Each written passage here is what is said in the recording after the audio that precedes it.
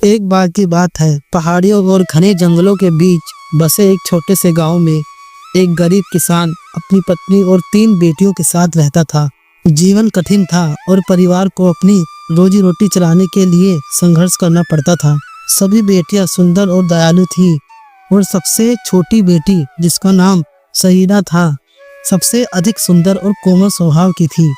एक सर्दी की शाम, जब परिवार अपनी छोटी सी झोपड़ी में आग के पास बैठा था, दरवाजे पर एक जोर की दस्तक हुई। किसान ने दरवाजा खोला तो देखा कि बाहर एक बड़ा भालू खड़ा था। भालू ने अपनी गहरी सौम्य आवाज में कहा, नमस्कार, डरो मत, मेरा मतलब तुम्हें कोई नुकसान पहुंचाना नहीं है। मैंने तुम्हारी परेशानियों के बारे में सुना है और मैं तुम्हें मदद करने आया हूँ। अगर तुम अपनी सबसे छोटी बेटी सरीना को मेरी साथी बनाने के लिए भेज दोगे तो मैं तुम्हें इतनी दौलत दूंगा जितनी तुमने कभी सपने में भी नहीं सोची होगी। किसान आश्चर्यचकित और भयभीत था, लेकिन धन के विचार ने उसे मोहित कर दिया। उसने अपनी पत्नी की ओर देखा, वो भी उतनी ही डरी हुई थी, और फिर उन्होंने सरीना की ओर देखा। अपने डर के बावजूद सरीना ने सोचा कि उसके परिवार को मदद की जरूरत है, और बहादुरी के साथ उसने भालू के साथ जाने के लिए हामी भर दी। अगली सुबह भालू वापस आया और सरीना को अपनी पीठ पर बिठाकर जंगल के भीतर एक भव्य महल में ले गया, जहां हर चीजें सोने और बेशकीमती रत्नों से बनी थी। सरीना के साथ एक रानी की तरह व्यवहार किया जाता था। उसे शानदार कपड़े, स्वादिष्ट भोजन और हर प्रकार की सुविधा मिलती थी। भालू उसके प्रति बेहद दयालु था और धीरे धीरे उसे उस महल में घर जैसा महसूस होने लगा। भले ही उसे अपने परिवार की याद आती थी, हालांकि हर रात जब सरीना सोने जाती, उसे अपने कमरे में किसी अदृश्य आकृति की उपस्थिति महसूस होती थी। वह इसे देख नहीं पाती थी, लेकिन उसे विश्वास था कि यह भालू है जो रात में उसके कमरे में आता है। समय बीतता गया और सरीना के मन में उस रहस्यमय आकृति के बारे में जिज्ञासा बढ़ने लगी। एक रात उसने चुपके से एक मोमबत्ती जलाई, यह देखने के लिए कि उसके कमरे में कौन है। उसे बेहद आश्चर्य हुआ जब उसने देखा कि यह कोई भालू नहीं बल्कि एक सुंदर राजकुमार था। रोशनी से जागकर राजकुमार ने दुख भरी आंखों से उसकी ओर देखा। ओह सरीना, उसने कहा, तुमने यह क्यों किया? मैं एक श्राप के अधीन था। दिन में मुझे भालू और रात में आदमी बनने का श्राप मिला था। अगर तुमने मुझे देखने की कोशिश किए बिना सिर्फ 1 साल और इंतजार किया होता तो श्राप टूट जाता। लेकिन अब क्योंकि तुमने मुझे देखा है, मुझे अपनी दुष्ट सौतेली माँ के महल में वापस जाना होगा, जो सूरज के पूर्व और चांद के पश्चिम में स्थित है। राजकुमार गायब हो गया और सरीना को अकेला छोड़ गया।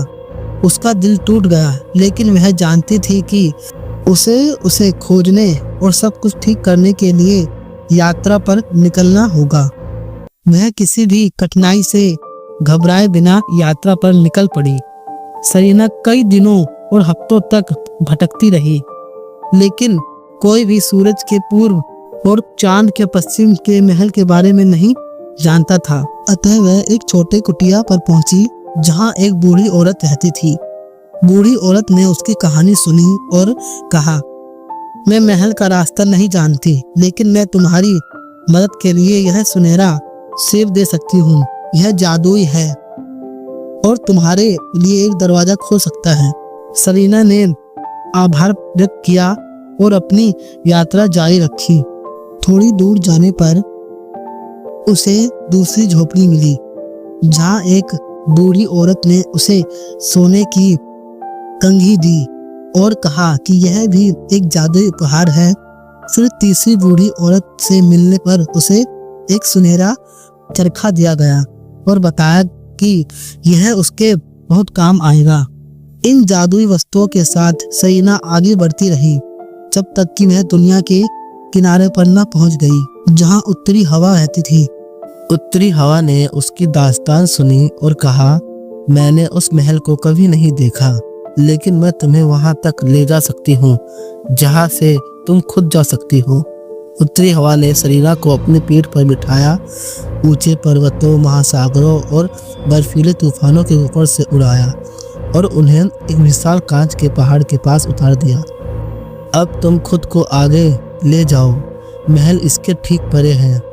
कांच का पहाड़ बेहद खड़ा और फिसलन भरा था, लेकिन सरीना ने हार नहीं मानी।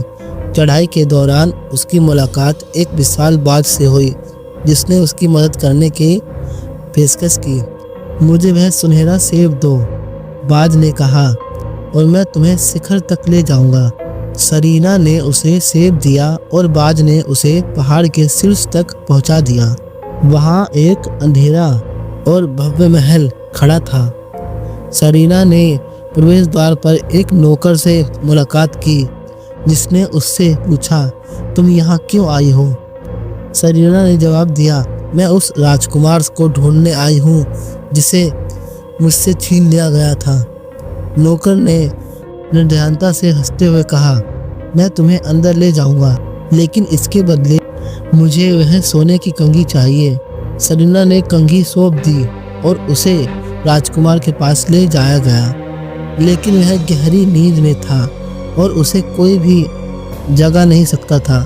आखिरकार सरीना ने अपने अंतिम जादुई उपहार सुनहरे चरखे का उपयोग किया ताकि वह राजकुमार के पास रात भर रह सके। जब वह उसके पास बैठकर रो रही थी, उसके आंसू राजकुमार के चेहरे पर गिरे और उसके प्यार की गर्मी ने दुष्ट सौतेली माँ का जादू तोड़ दिया। राजकुमार जाग गया और समझ गया कि सरीना ने उसे बचा लिया है। राजकुमार और सरीना ने मिलकर दुष्ट सौतेली माँ का सामना किया और उनके प्यार से उनकी सारी शक्ति नष्ट हो गई। महल ढह गया और कांच का पहाड़ पिघल गया। वे महल से सुरक्षित बाहर आ गए और अपने पुराने महल में लौट गए। राजकुमार, जो अब श्राप से मुक्त हो चुका था, सरीना से विवाह करने की इच्छा जताई और वह खुशी खुशी राजी हो गई। वे किसान की झोपड़ी में लौटे, जहां उनका परिवार उन्हें देखकर बेहद खुश हुआ। राजकुमार और सरीना ने धूमधाम से विवाह किया और फिर उन्होंने पूरे राज्य पर प्रेम और दयालुता के साथ शासन किया।